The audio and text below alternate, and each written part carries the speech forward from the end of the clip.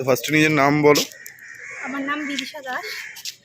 আর আমি এখানে আজকে 5 দিন আমার, তো ভালো লাগছে। ঠিক আছে, তুমি ফার্স্টে যখন এসেছিলে তখন কি সাইকেল মানে কিরকম, যে জিরোতে ছিলে না কিছু জানা ছিল? ব্যালেন্স ছিল না আমার, জাস্ট 0 থেকে স্টার্ট করে এই অবধি এসেছি। হ্যাঁ, এরপরে হয়তো আর একটু ভালোভাবে প্র্যাকটিস করলে। তো এরপরে তো আমরা স্কুটি শিখবো। হ্যাঁ, আমার স্কুটি শিখবো। তাহলে আজকে 5 নম্বর দিন, চালানোটা বেশ ভালোই হয়ে গেছে। হ্যাঁ, ঠিক আছে। এমনি ফিস পেমেন্ট যে অ্যাডভান্সে আমরা করতে বলি, তো সেই সব নিয়ে তোমার পরে কোনো প্রবলেম হয়নি তো? না না, আর কোনো problem ঠিক আছে। আর স্লট তুমি তোমার টাইম মতন পেয়েছো, টাইম স্লট পজিশন বুঝেই আমি এখন ভর্তি হয়েছি। আচ্ছা, আমার কোনো প্রবলেম নেই। ঠিক আছে।